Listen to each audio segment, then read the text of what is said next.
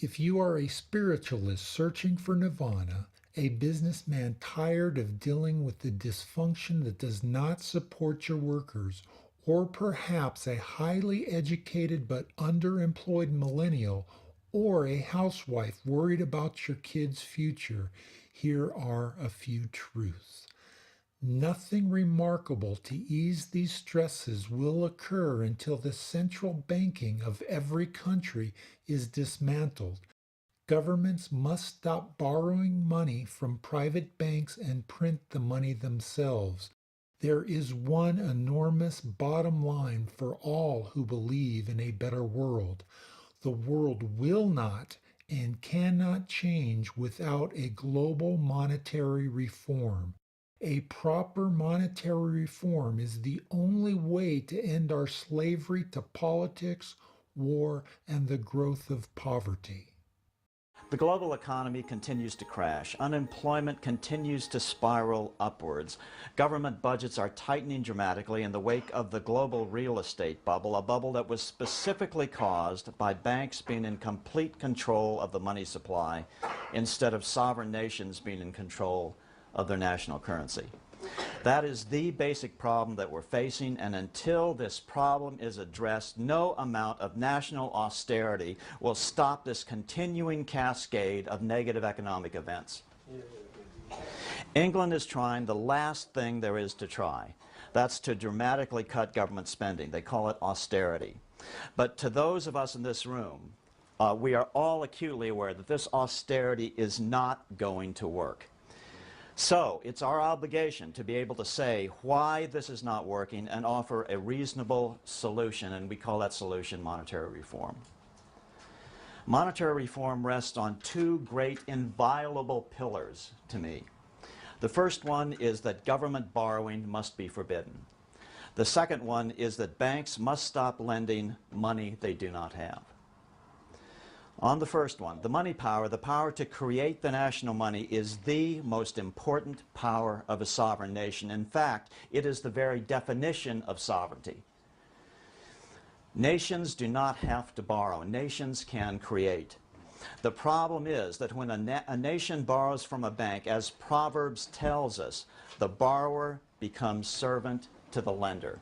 That is not sovereignty. So what is the result? The nation becomes addicted to the loans, and the banks then have power over it. So you no longer have a sovereign democracy. You have rule by banks. Political science has coined a term for this. It's called plutocracy.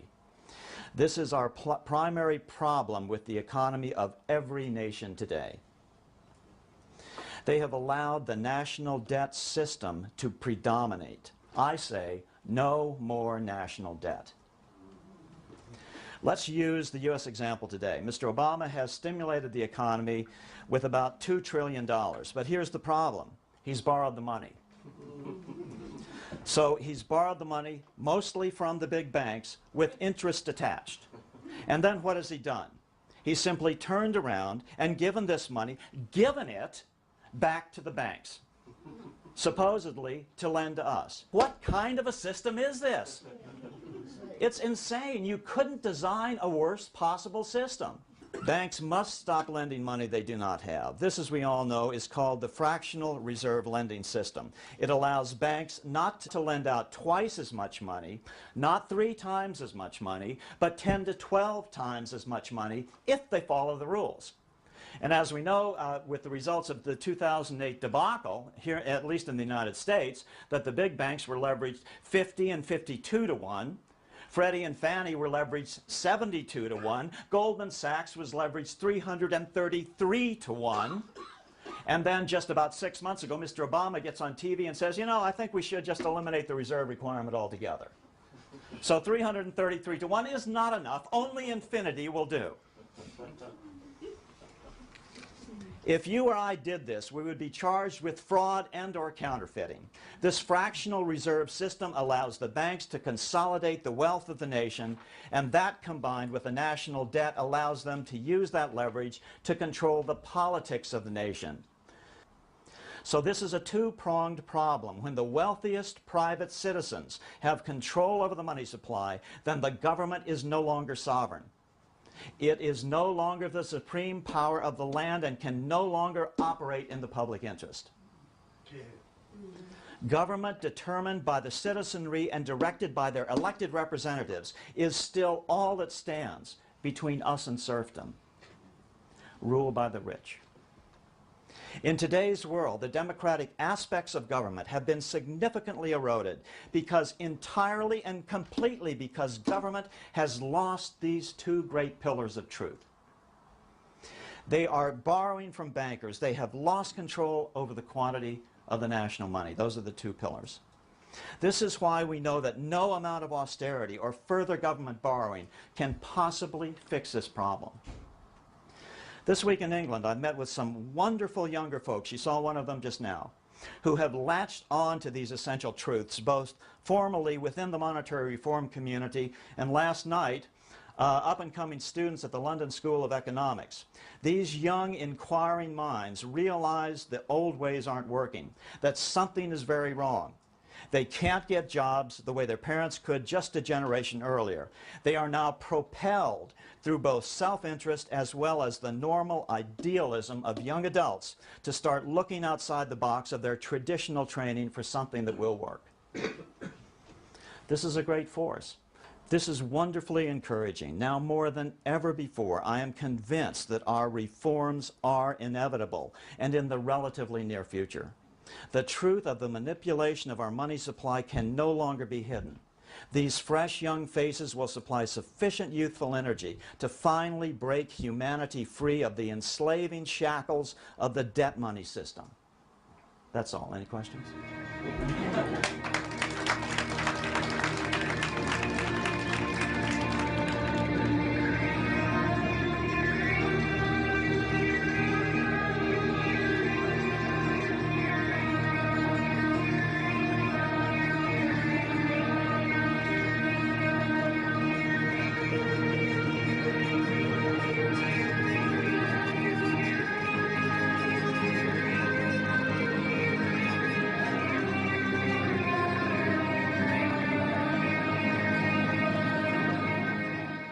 The inevitable conclusion, one that flows necessarily from the true understanding of this situation, is that the Federal Reserve System needs to be consigned to the dustbin of history. After a century of enslavement, it is time for the American public to finally throw off the bankers' debt chains. If there was ever a point in human history to start questioning alternatives, this would be it. And to think that where we are and simply say, oh, well, this is the best of our options. How many of the best options lead to self-destruction? Doesn't sound like a best option. I think that with a world of 7 billion people, we can probably come up with something better than a system in which a few thousand people benefit so much at the expense of everything else on this world, and at the expense of the potential for the future of mankind. They're leveraging our future. And so long as we accept this way of thinking, so long as we accept these institutions as having dominance, that's the direction we'll be going. So I think reform is a good way to try and stall and to push back directly against the expanding and evolving power structures. But radical change is what's really needed, and that has to be built from the bottom up. But I think that these two processes can and should go together in parallel. So what this all boils down to is whether America, still the freest nation in history, will once again break free of the privately owned central bank as it has 6 times in the past. Our money is not issued by the government, even though they make it look like it is. It doesn't have to be this way. This system has got to go. Some will say, well, those crooks in Congress will create too much money once they get the money power. But Congress now creates all the money at once. It just creates it as debt, which never gets paid back, and which we, the people, have to continually pay interest on. Instead of creating bonds or debt, the government could and should be creating dollars, interest-free. Even though the federal government is out there borrowing and spending $3 trillion, 10% of GDP, 9.4, something like that, over the last 2 years, even though they've done that, the total amount of debt outstanding in the system since the beginning of 2008 has actually contracted, including the federal government. And that comes directly off the Federal Reserve Zone Z1. Okay? You cannot grow an economy in a debt-based monetary system for real when the outstanding credit is becoming smaller. It can't be done because all money is debt in one form or another. But more importantly, the Treasury could solve this. Treasury has authority to issue non-debt-backed currency. They do it every day, and the quarters that are in your pocket are not debt-backed. As the inventor of the electric light, Thomas Edison, put it, If our nation can issue a dollar bond, it can issue a dollar bill. Both are promises to pay, but one promise fattens the usurers and the other helps the people. Edison was friends with carmaker Henry Ford. Ford understood how the monetary system depended on keeping the average American confused. It is well that the people of the nation do not understand our banking and monetary system, for if they did, I believe there would be a revolution before tomorrow morning. Under this system, we can never get out of debt. It's just impossible. Nor is gold-backed money the solution. That was the most important symbol in The Wizard of Oz. You think international manipulation is easy now? Just wait until we return to a gold money system. As Thomas Edison told the New York Times, gold and money are separate things. Gold is the trick mechanism by which you can control money. That is the root of all evil. The solution is government-issued money. That's the most democratic form of money system. It maximizes freedom in a republic instead of the centralized control of the international plutocracy we are rapidly devolving into. But be prepared to deal with the modern-day gold bugs. Their arguments divert us from the real question. It's not what backs our money, it's who controls its quantity. That's what The Wizard of Oz was all about. Big bankers were controlling the quantity of American money, gold money. Others will say Congress isn't responsive to the people as it is. Well, of course not. Politicians are responsive to those with the power. Right now, the banks have the power. We have to take back the ultimate power of any nation, the power over its money. With the power of banks diminished, politicians will become responsive to the voters once again. If we value the Founding Fathers' dream of freedom and escape from serfdom by political self-determination, we have to conclude that creating our money is too important a function to be put into private hands. History has shown time and time again that leads only to plutocracy, rule by the rich, and ultimately slavery. But what about the banks? They're already failing. Let the big banks fail. No bank is too big to fail. Government can issue its own money. We don't need their hyper-expensive compounding interest system. Don't worry, banks or banking won't go away. You'll still go down to your corner bank to deposit your check. Your bank will still be there. Only the guts, the bank's accounting system, the part you will never see anyway, will change. All we need in the face of this oncoming first depression of the 21st century is a little education. We can make this the new civil rights movement, the new human rights movement. Nations of the world, the same applies to you. Virtually every nation now labors under the same monetary system. All money is created at interest, as a debt. Once again, we're falling for the bankers' threats of economic collapse, just like when Andrew Jackson tried to kill the Second Bank of the United States. It's nothing but pure extortion, world extortion. Let them fail. Remember, all this money we're giving them is at interest. Money we are borrowing to give to the banks. Then these very same banks have the audacity to loan this money back to us at more interest. This system has got to go. I think it'll be a big change. I think it will be actually an essential change, looking to, let's say, the next 100 years or so, in the survival of our species. Absolutely. To get this thing straight. That's the secret that can set humanity free. Our children won't be saddled with any more national debt. That's right, no more national debt. That term will cease to exist. And don't fall for the argument that those rascals in Congress will spend too much money if they get the power to create money. Look at what they're doing now. They aren't spending it, they're just borrowing it, then giving it away. It can't get any worse.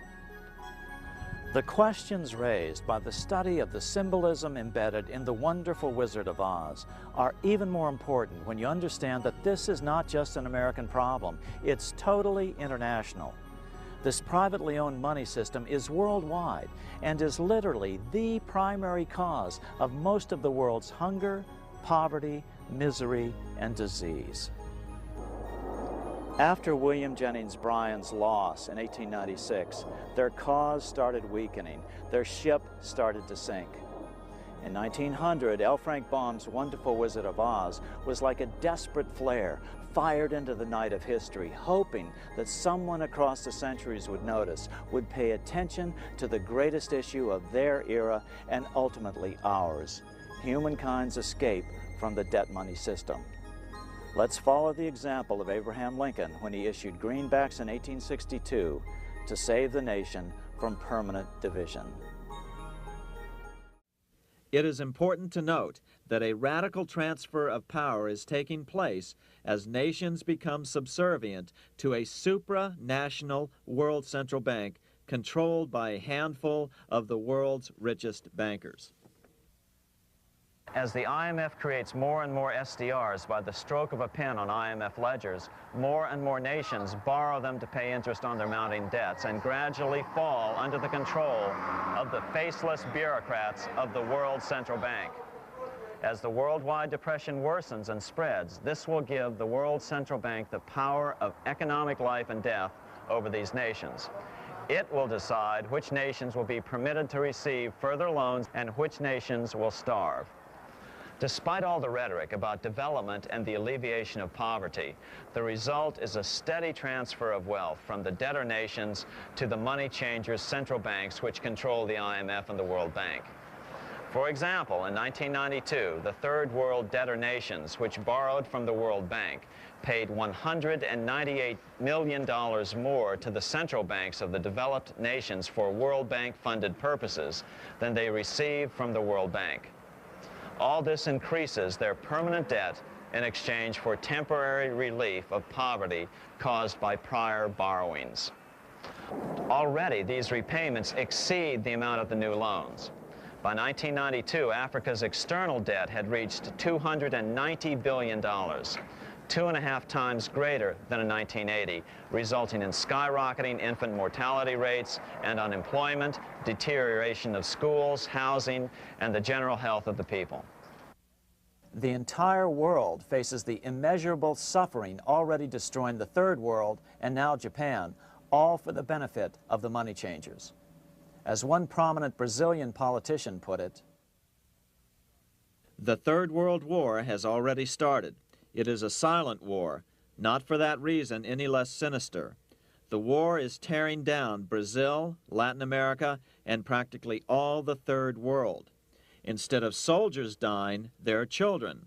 It is a war over the Third World debt, one which has as its main weapon interest, a weapon more deadly than the atom bomb, more shattering than a laser beam."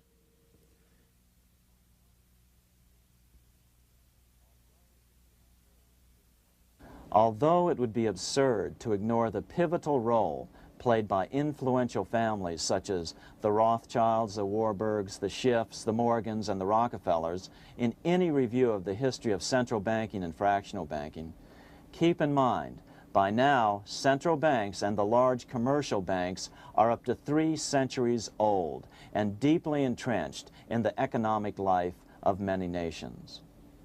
These banks are no longer dependent on clever individuals such as a Nathan Rothschild.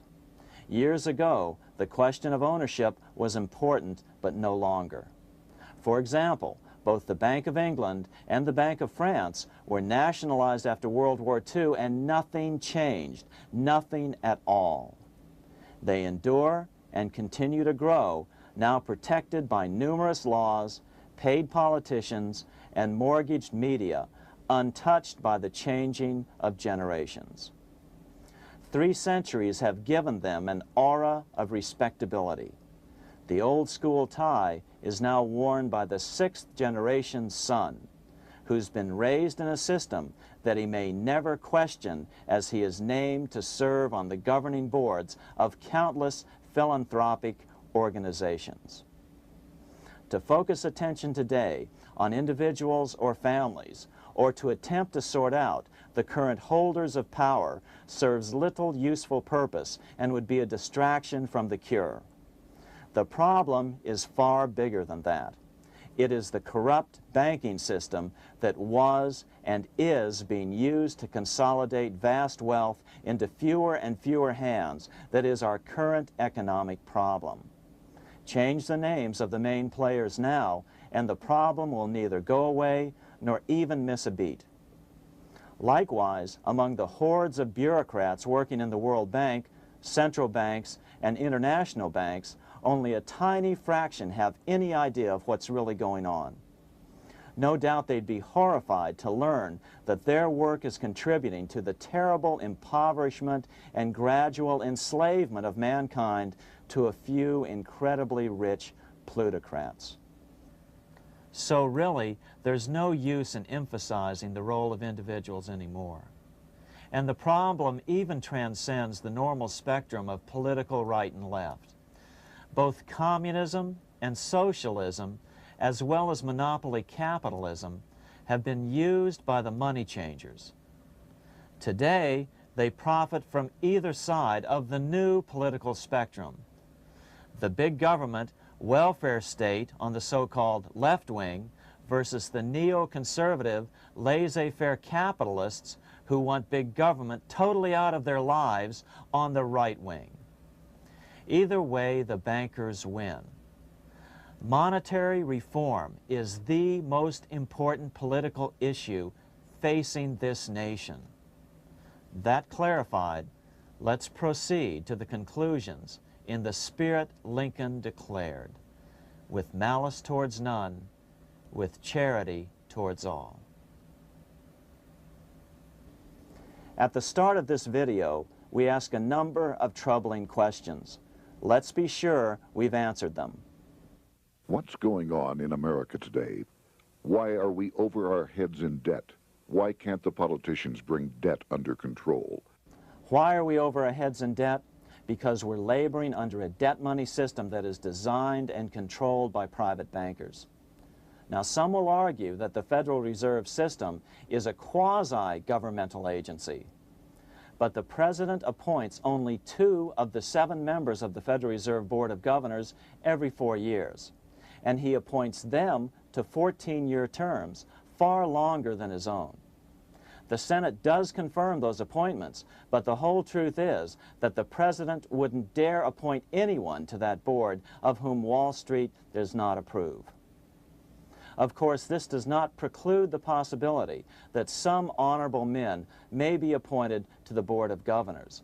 But the fact is that the Fed is specifically designed to operate independently of our government, as are nearly all other central banks. Some argue that the Fed promotes monetary stability.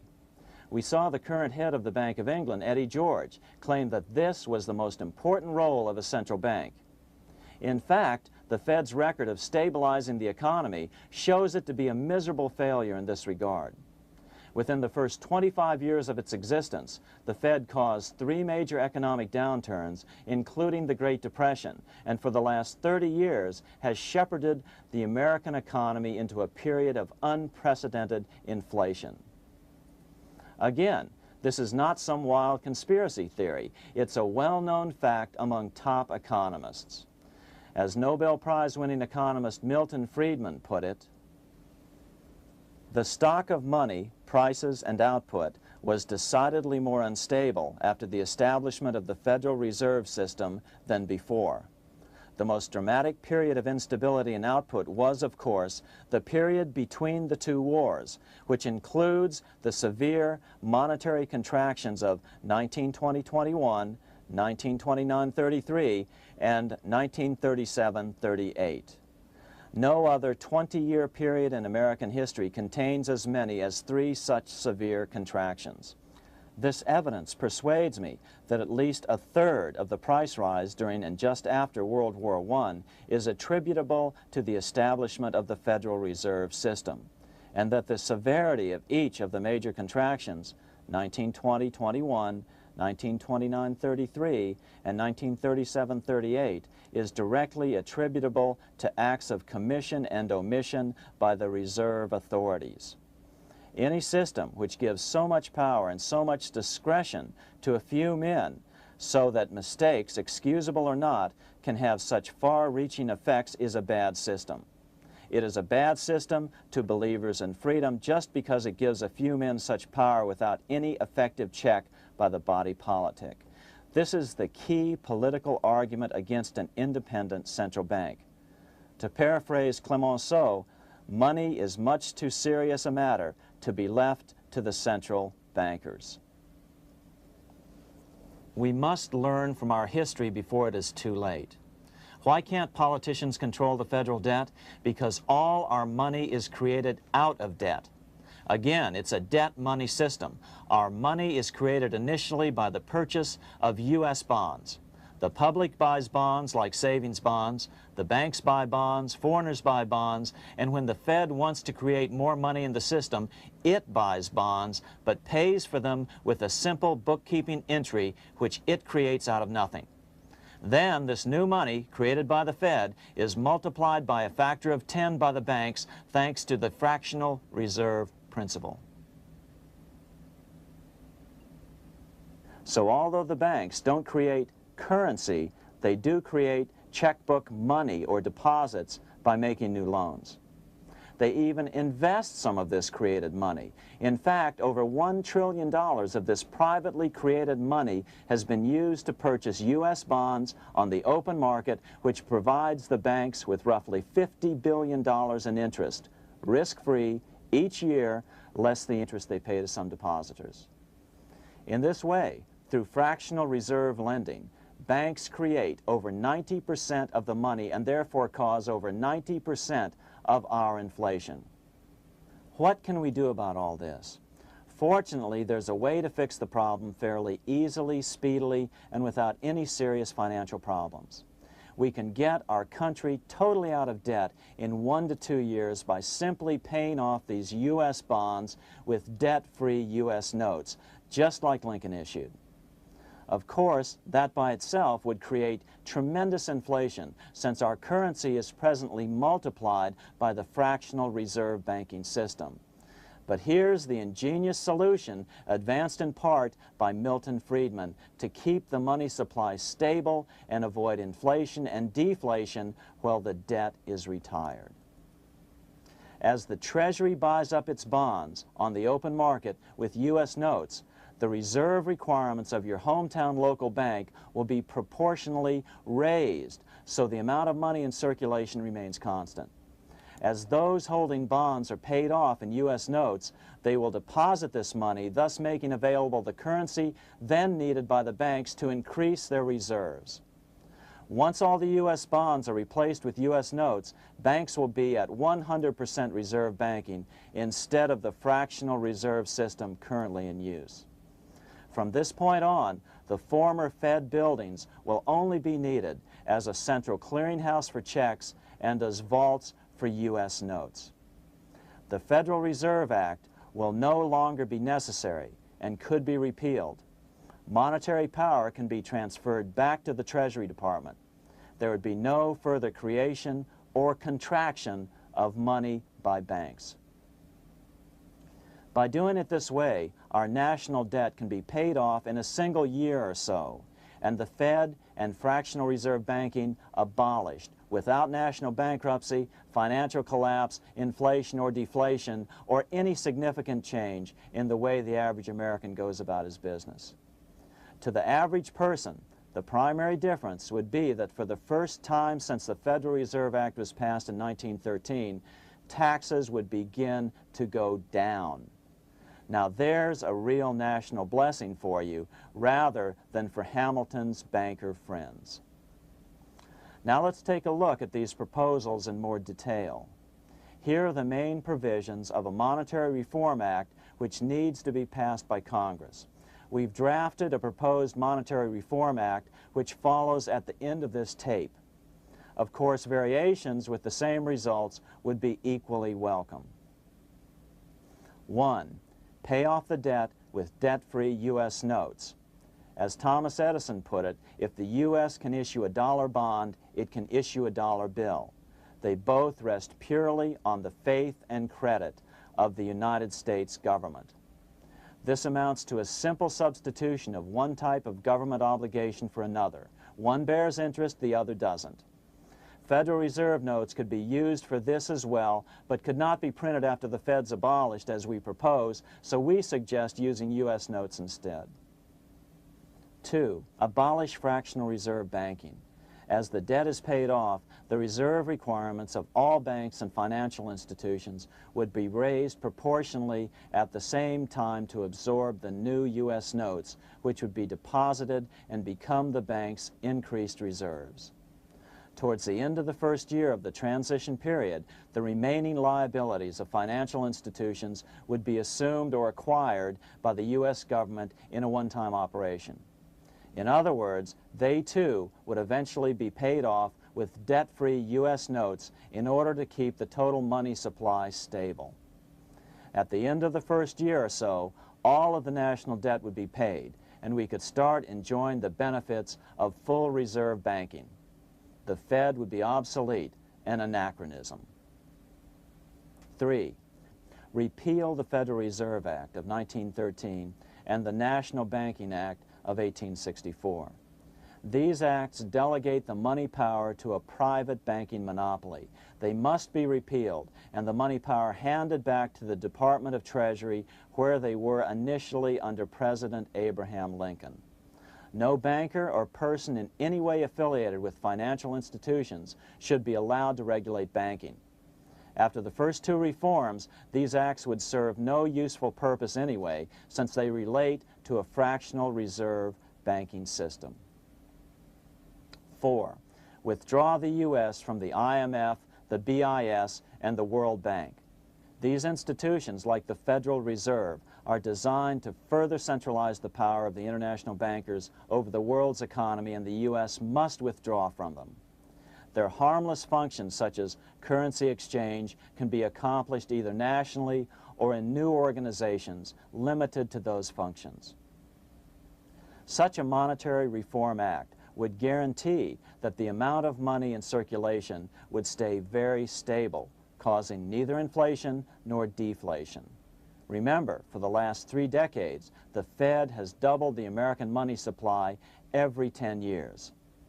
That fact and fractional reserve banking are the real causes of inflation and the reduction in our buying power, a hidden tax. These and other taxes are the real reasons both parents now have to work just to get by. The money supply should increase slowly to keep prices stable, roughly in proportion to population growth, about 3% per year, not at the whim of a group of bankers meeting in secret. In fact, all future decisions on how much money will be in the American economy must be made based on statistics of population growth and the price level index. The new monetary regulators and the Treasury Department, perhaps called the Monetary Committee, would have absolutely no discretion in this matter except in time of declared war. This would ensure a steady, stable money growth of roughly 3% per year, resulting in stable prices and no sharp changes in the money supply. To make certain the process is completely open and honest, all deliberations would be public, not secret, as meetings of the Fed's Board of Governors are today. How do we know this will work? Because these steps remove the 2 major causes of economic instability, the Fed and fractional reserve banking, and the newest one as well, the BIS, Bank of International Settlements. But most importantly, the danger of a severe depression would be eliminated. Let's listen to Milton Friedman on the single cause of severe economic depressions. I know of no severe depression in any country or any time that was not accompanied by a sharp decline in the stock of money, and equally of no sharp decline in the stock of money that was not accompanied by a severe depression. Issuing our own currency is not a radical solution. It's been advocated by Presidents Jefferson, Madison, Jackson, Van Buren, and Lincoln. But it's been used at different times throughout Europe as well. Perhaps the best example is one of the small islands off the coast of France in the English Channel. Called Guernsey, it's been using debt-free money issues to pay for large building projects for nearly 200 years. Here we are on Guernsey, and this is the Guernsey Flower and Vegetable Market. Guernsey is one of the most successful examples of just how well a debt-free money system can work. In 1815, a committee was appointed to investigate how best to finance this new market. The impoverished island could not afford more new taxes, so the state's fathers decided to try a revolutionary idea: issue their own paper money. They were just colorful paper notes, backed by nothing, but the people of this tiny island agreed to accept them and trade with them. To be sure they circulated widely, they were declared to be good for the payment of taxes. Of course, this idea was nothing new. It was exactly what America had done before the American Revolution, and there are many other examples throughout the world.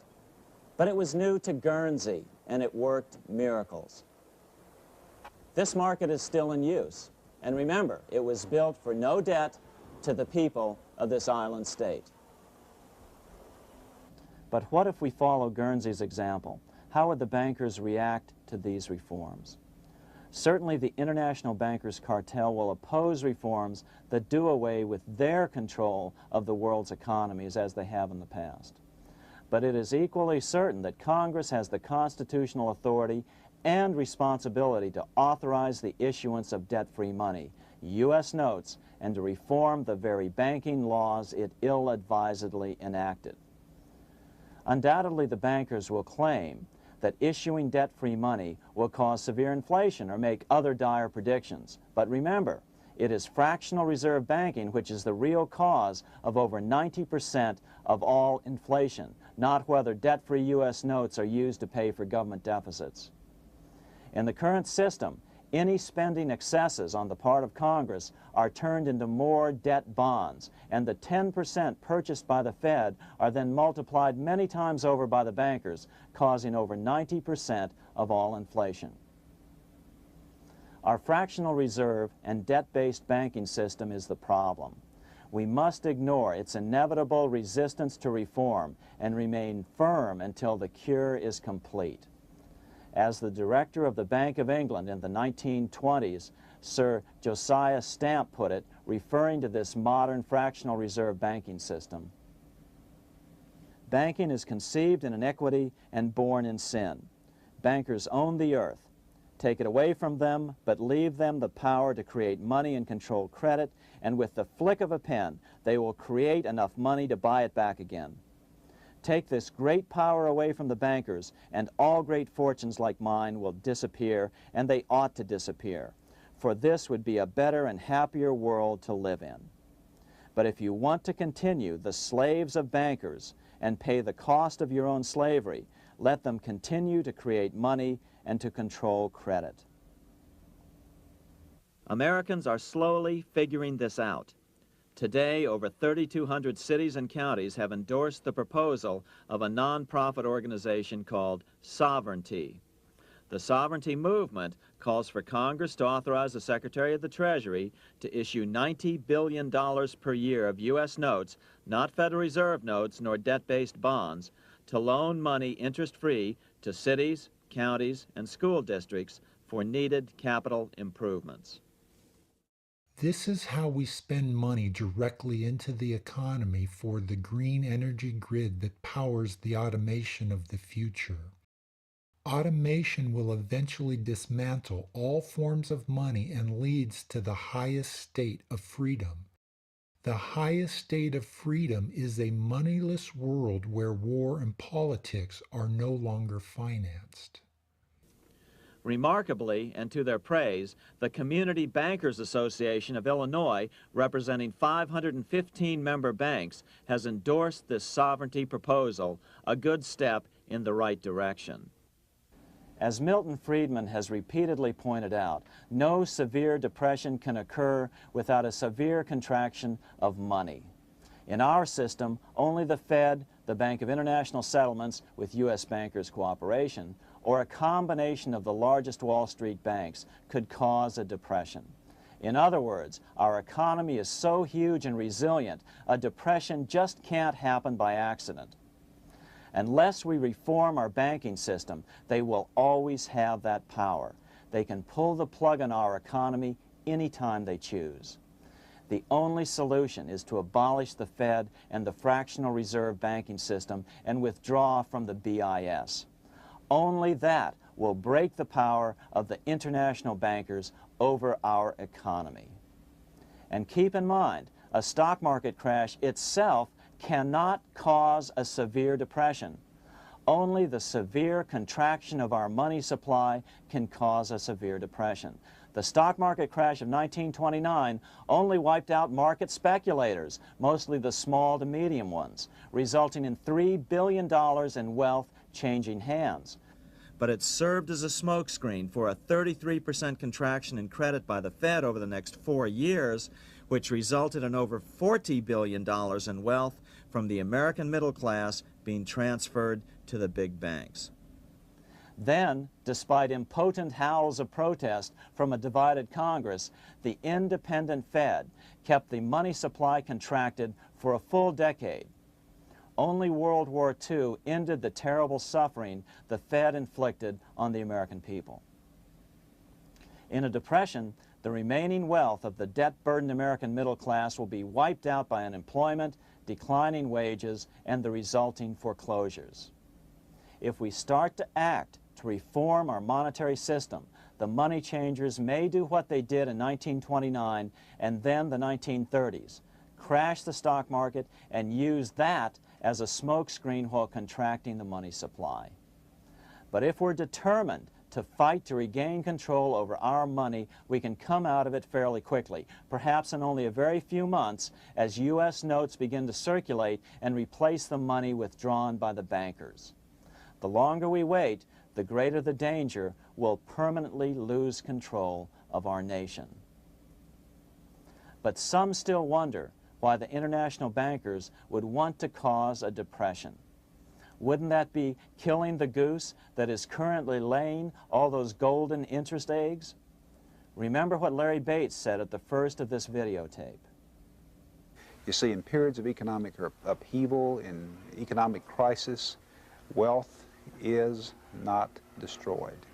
It is merely transferred. But whether or not they decide to cause a crash or a depression through relentless increases in taxes and the loss of hundreds of thousands of jobs being sent overseas thanks to trade agreements such as GATT and NAFTA, the American middle class is an endangered species. Cheaper labor, including slave labor in Red China, which Harry Wu has heroically documented, is being used to compete with American labor. In other words, money is being consolidated in fewer and fewer hands as never before in the history of this nation or the world. Without reform, the American middle class will soon be extinct, leaving only the very rich few and the very many poor, as has already occurred in most of the world. Governments, for the most part, have become fake social systems of the central banking structure. Take responsibility to educate yourself, because these social systems are designed to brainwash you with distortions of history.